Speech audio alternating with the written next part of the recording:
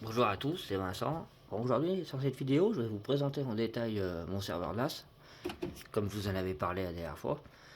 Donc je vais l'arrêter et tout, je vais le sortir, je vais l'ouvrir, je vais vous montrer ce qu'il y a dedans. Et puis vous expliquer un peu l'histoire aussi de ce NAS. Hein. Voilà comment ça se fait que j'ai choisi ce NAS là. Voilà, bon, on va commencer par l'arrêter. Ce qui est bien, c'est que avec Open MediaVault, on peut choisir de l'arrêter directement avec le bouton, pour éviter de se connecter à l'interface et de l'arrêter. Donc là, c'est ce que je vais faire. Voilà, donc il s'arrête.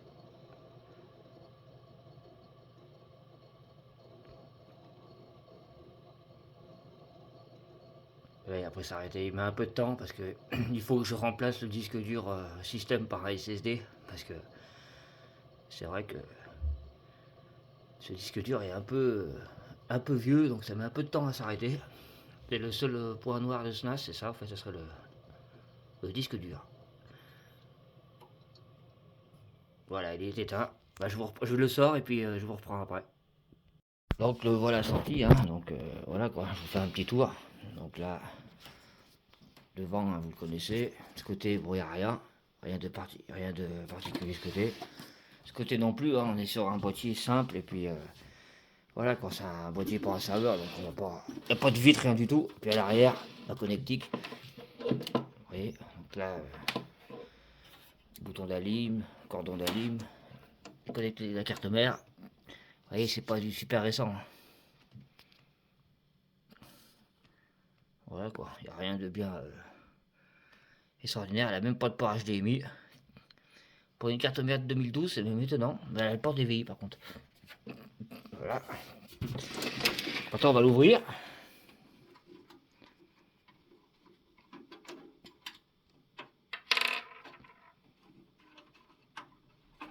Puis je vais vous le démarrer ouvert hein, pour vous rendre compte un peu.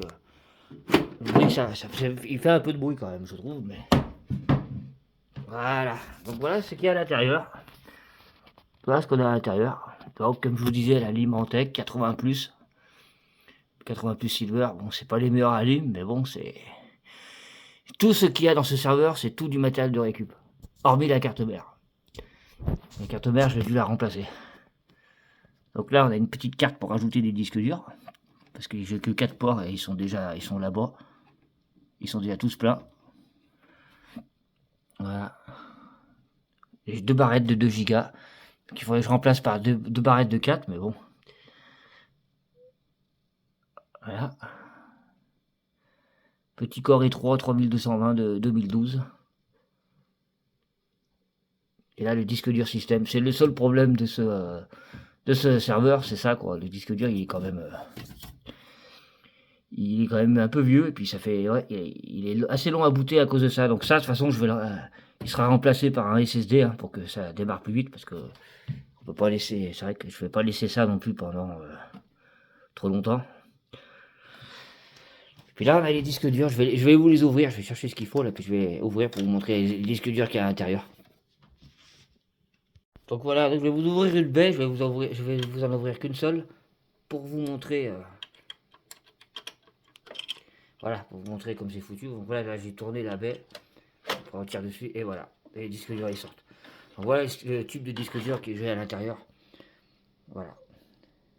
Western Digital Boost, et les disques durs pour PC, c'est même pas des disques durs pour NAS. Et franchement, ils font le taf, hein. Je vous dis, je les ai depuis 2017. Parce que avant ils étaient dans un serveur Synology. Et franchement, ça fait le taf. J'ai un Western Digital et puis j'ai 2 Seagate et un Toshiba de la même gamme. De la même gamme que celui-là. Là. Je ne vais pas tous vous les sortir, mais c'est voilà, c'est la même gamme. C'est exactement la même gamme que celui-là. Après, pour le remettre, bah, il suffit de le reglisser pour le remettre après. Vous voyez à l'intérieur, je ne sais pas si vous allez voir. Tout au fond, il y a la connectique si ça voudrait faire le zoom. Ça ne va pas faire le zoom. Ça ne va pas faire le focus.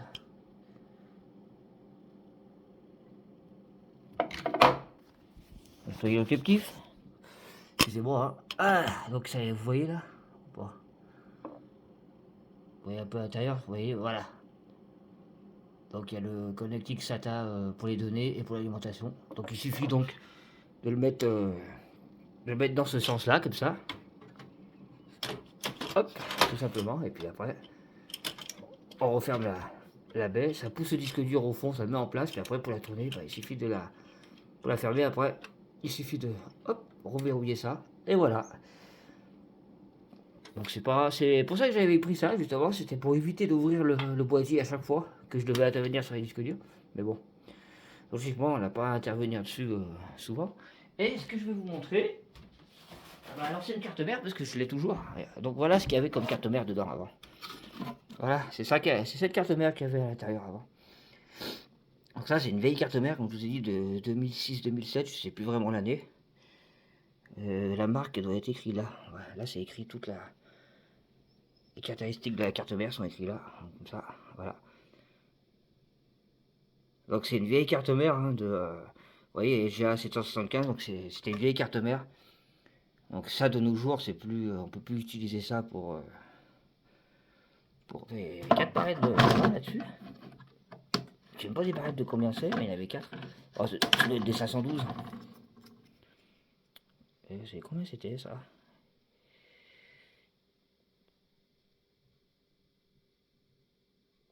Kingston.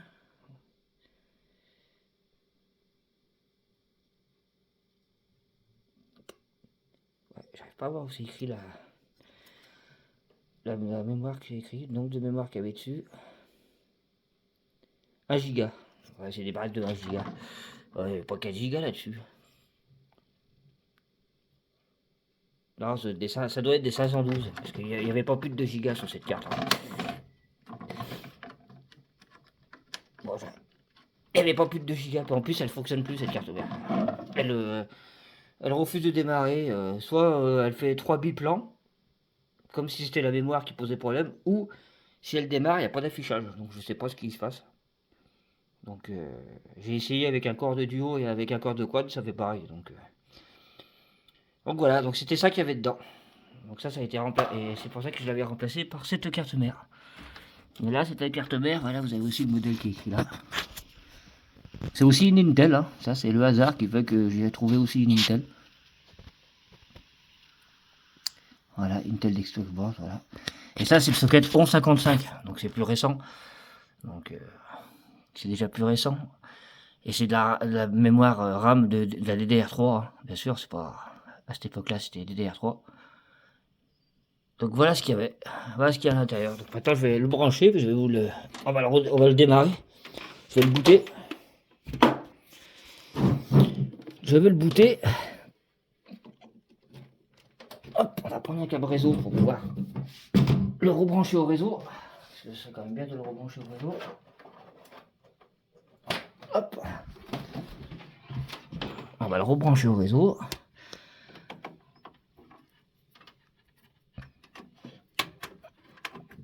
Voilà. Donc on va le redémarrer. Enfin, peut-être que j'ai mis ma prise d'abord aussi.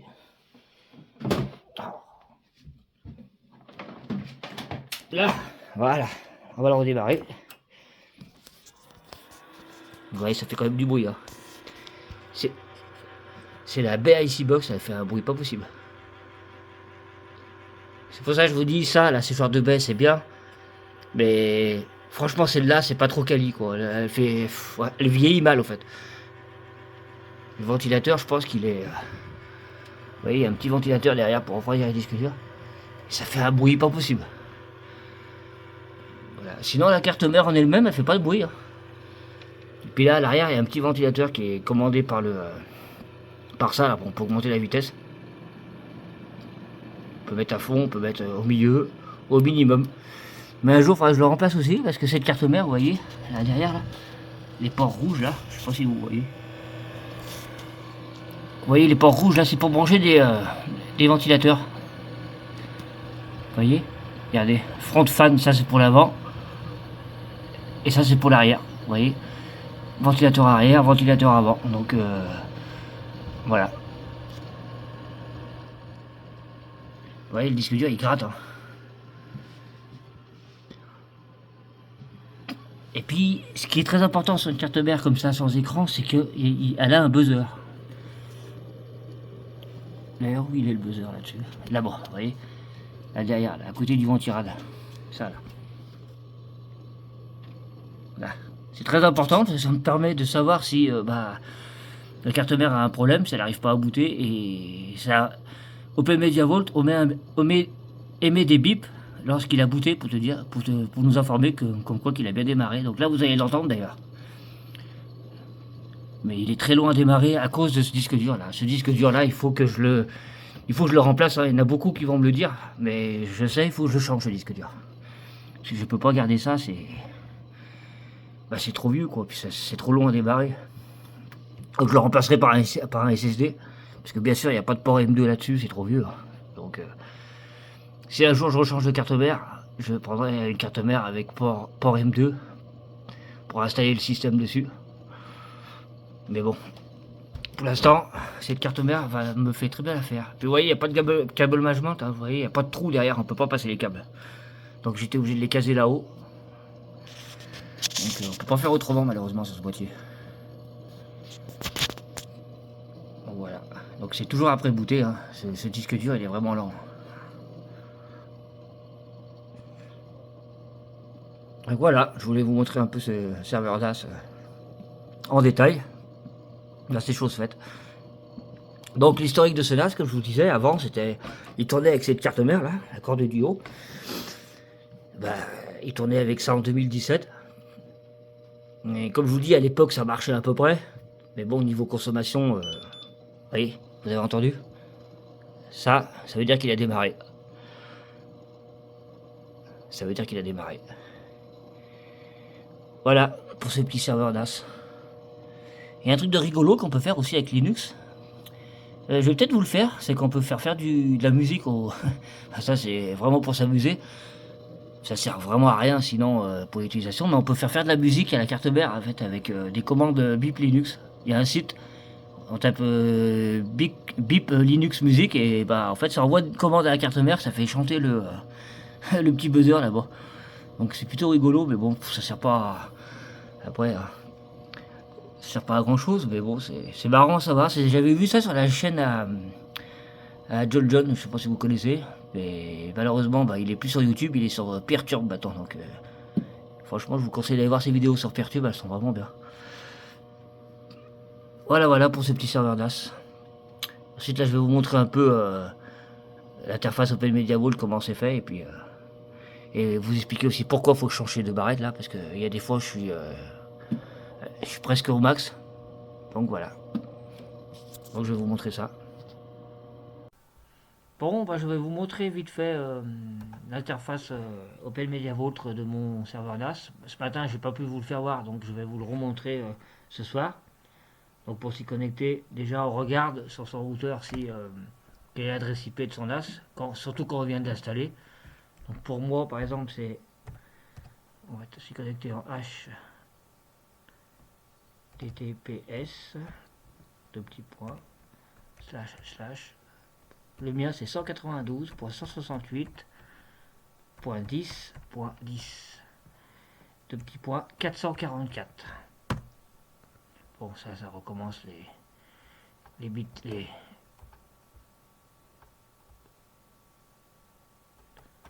hop. Voilà, donc là je colle.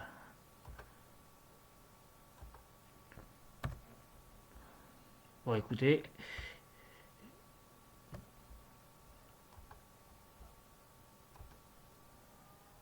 Historique, voilà, Open Media Vault, ça ira plus vite parce que le navigateur,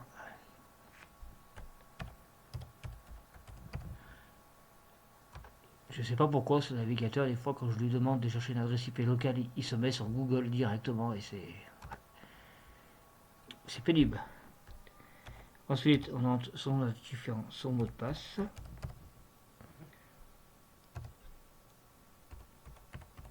Hop. Ouais.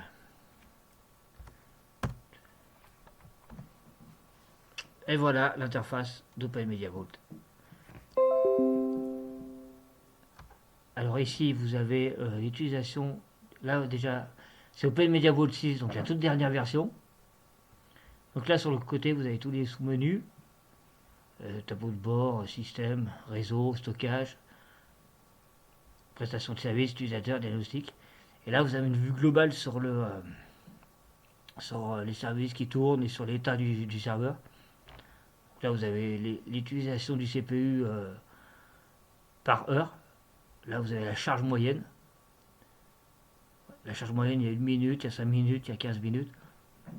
Là, vous avez toutes les prestations de services qui sont activées, comme par exemple la Docker, partage Samba, SSH, UPS et l'onduleur, et photoprisme. En effet, j'ai désactivé pour l'instant. J'ai pas de PC sous Linux, donc j'ai désactivé. Voilà, la charge du processeur, vous voyez, c'est. Là, il est monté à 49%, parce que quand j'ai chargé l'interface graphique, l'interface web de OpenMedia Vault, ça l'a fait travailler un peu, mais sinon, vous voyez, il est toujours quasiment en idle, quoi. Et ça, c'est la mémoire. Vous voyez, la mémoire, je suis à moitié. Mais là, il n'y a rien qui tourne actuellement sur le NAS. Pour l'instant, j'utiliserai. Mais vous voyez, je suis déjà à la moitié. Ça utilise déjà presque 2 gigas à rien faire. C'est pour ça que je vous disais que. C'est pour ça que je vous disais qu'il fallait que je passe à 8 gigas. Parce que là, ça va encore, mais il y a des fois où ça arrive aux 3 quarts et il faudrait que j'augmente un peu ma mémoire. Là, vous avez le système information, donc toutes les infos sur la configuration, comme le processeur, encore Intel 3220, 3,3 GHz, la version de Linux. Voilà. Ensuite, là, on a les deux systèmes de fichiers, parce que bien sûr, faut bien stocker ces données quelque part, donc il faut créer un système de fichiers. Donc là, on a le système, et là, c'est mon RAID. Mais là, je vais vous montrer après, c'est le RAID. Et là, il y a toutes les interfaces réseau. Parce que quand on utilise OpenMedia Vault avec Docker, Docker crée des interfaces réseau pour chaque service. Mais elles sont pas utilisées pour accéder à OpenMedia Vault. Voilà, ça, c'est l'interface principale du serveur. Sous Linux, c'est souvent NO01 ou NO02 sur les deux cartes. C'est souvent reconnu comme ça sous Linux. Là, ensuite, intelligence, c'est les données smart qu'on appelle ça. Attendez, je vais vous mettre ça en anglais. Voilà. Voilà, les données smart, ça, c'est l'état des disques durs. Savoir si les disques durs sont en bonne santé ou pas. Donc, ça, c'est dans le stockage. Donc, voilà, donc disque, si on va sur disque. Bon, bah, vous voyez, sur la vidéo de tout à l'heure, je me suis trompé. Je vous ai dit que j'avais deux Seagate, mais en fait, non, c'est deux Western Digital que j'ai. Voilà. J'ai un Seagate j'ai un Seagate. J'ai deux Western Digital les mêmes pour mon RAID 5. Et là, j'ai celui-là, c'est celui le vieux disque dur que je dois changer. C'est celui-là, là. Le disque dur de 80 Go là, pour le système. Celui-là, il faudra vraiment que je le change parce que. Et un Toshiba. Ensuite, vous avez le RAID. Voilà, comme je vous avais expliqué dans ma première vidéo quand je vous ai parlé du NAS, le RAID 5, vous voyez, avec les 4 disques durs.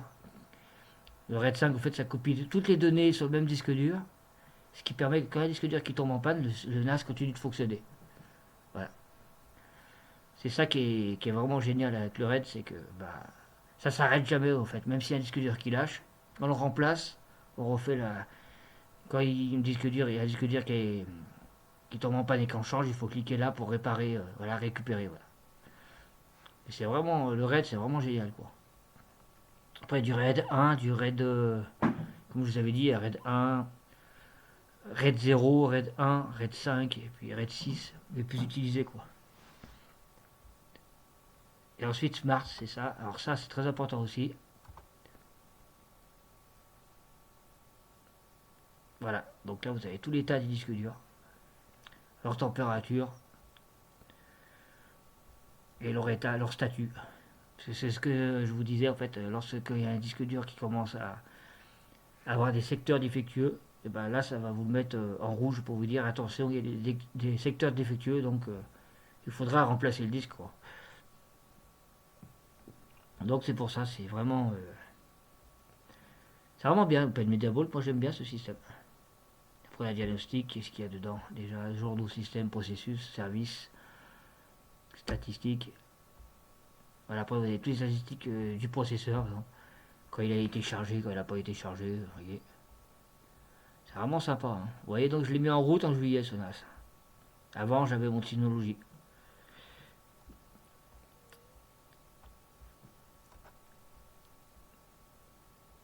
Voilà, mémoire, vous voyez, par exemple ma mémoire, vous avez vu des fois, regardez, je suis à la limite, hein.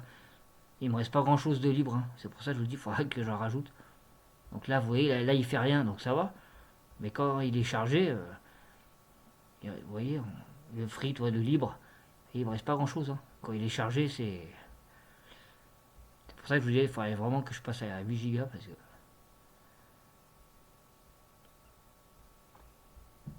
Voilà, voilà, donc c'est vraiment un système qui est vraiment génial, quoi. Il y a Tronas aussi qui est bien, mais Tronas il demande plus de ressources. Donc moi je préfère, j'aime bien Open Media Vault. Vous voyez, bon, l'adresse du NAS c'est ça, https 192.168.10.10. Et ça c'est le port sécurisé. Moi j'ai mis 444 parce que j'ai un autre service qui tourne en 443. Donc j'ai été obligé de mettre 444. Mais normalement c'est par défaut c'est 443. Donc voilà en gros ce que mon NAS, ce qu'il y a d'installé sur mon NAS. Voilà, c'est ça. C'est vraiment génial comme système. Donc ceux qui veulent se lancer dans un NAS, bah, franchement je vous conseille ce système. Après je dénigre pas non plus les marques comme Synology. Synology ça reste des très bons NAS. DSM c'est vraiment génial. Pour ceux qui veulent pas trop bidouiller, qui veulent un truc qui marche direct, et ben moi, vous pouvez partir c'est du Synology. Mais disons que Synology on paye plus la partie logicielle que la partie hardware. Parce que la partie hardware, c'est pas non plus. Moi dans mon Syno j'avais un Celeron dedans.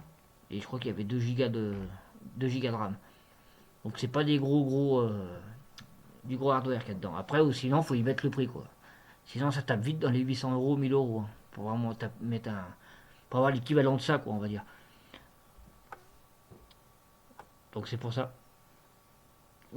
Après vous avez peut-être même mieux que ça. J'exagère un peu, vous aurez peut-être mieux que ça. Alors, si vous tapez dans un budget de 800 000 euros, de 800 voire 1000 euros en Synology. Mais bon ça c'est quand même pour 40 euros, on a quand même quelque chose quand même de relativement fiable. Et là encore si j'ajoute un disque dur SATA, donc ça fait 40. Un disque dur, maintenant, ça coûte 20 euros, donc ça fait 60 euros. Deux barrettes de mémoire, ça coûte, allez, on va dire 60 euros les deux. On va dire 150 euros au grand max, on a un NAS, quoi, maison. On peut s'en faire un sympa si on n'a pas le boîtier à acheter, si on n'a pas la lime à acheter. Si on fait du recyclage avec un vieux PC, allez, pour 150 euros, bah, on peut se faire un super NAS, quoi. Après, c'est les disques durs qui coûtent le plus cher, mais de toute façon, ça sauve. Ça, que ça soit en Synology ou en NAS perso quoi, et DIY comme ils appellent, comment on appelle ça. Bah, dans tous les cas, il faudra les payer. Mais voilà quoi, en gros, voilà en gros mon serveur quoi. Comment on y accède. Et puis comme je vous disais tout à l'heure, vous pouvez pour l'arrêter, d'un moment, il faut appuyer là. On clique là et puis on peut l'arrêter, le mettre en veille. Mais ça se configure ça. Ça on peut en fait régler. On peut choisir en fait d'appuyer sur le bouton directement du serveur pour l'arrêter. Ce qui est vraiment génial. Ça c'est dans le système ça d'ailleurs. Hop, système.